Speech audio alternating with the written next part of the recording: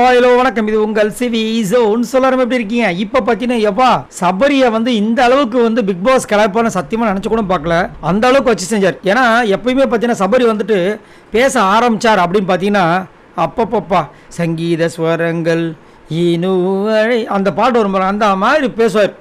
நல்லா வாழைப்பழம் மாதிரி பேசுவார் சார். ஆனால் உள்ளே ஒன்றுமே இருக்காது சார். உரிக்க உள்ள வாழைப்பழம் கூட இருக்காது சார்ன்ற மாதிரி கடைசி வரைக்கும் என்னென்னமோ சொல்கிறார். ஒஸ்ட் பர்ஃபார்மன்ஸ் சொல்லுங்கன்னு சொன்னாங்க. பிக் பாஸை வெயிட் பண்ணிட்டு இருக்காரு. இவங்களுக்கு தேங்க்ஸு, அவங்களுக்கு தேங்க்ஸு, நல்லா பண்ணீங்க, நீ நல்லா பண்ண, ஆனால் விஜய் பார்வதி நீ இப்படி பண்ணியிருக்கலாம் அப்படி பண்ணியிருக்கலாம்.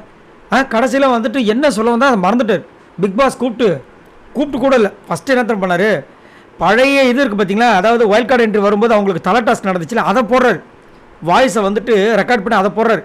அப்போ இவங்க யோசிக்கிறாங்க. அப்புறமா ஓகே சாரி நான் ரிவ்யூ கொடுத்துட்டேன், இப்போ சொல்கிறேன் பாருங்கன்னு சொல்லிட்டு அவரோட கருத்தை வச்சார்.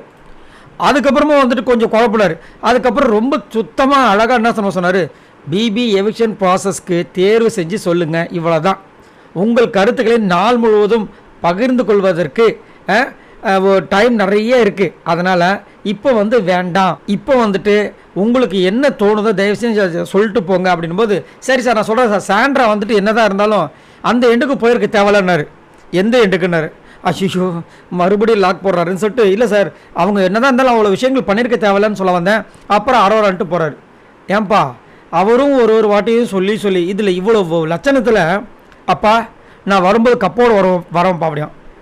கப்போடு நீங்கள் வருவீங்க, அது என்ன கப்பு, டீ கப்பு, போங்க சார், இதை கூட ஒழுங்காக பேச மாட்டீங்க நீங்கள், உங்களுக்கு வேறு ஒரு டைட்டில் வினர் வேறு வேணுமா அப்படி நம்ம இருந்துச்சு. இவரை பற்றி என்ன நினைக்கிறீங்க? மறக்காமல் கமெண்ட்ஸ் பண்ணுங்கள். பாய் நண்பர்களே.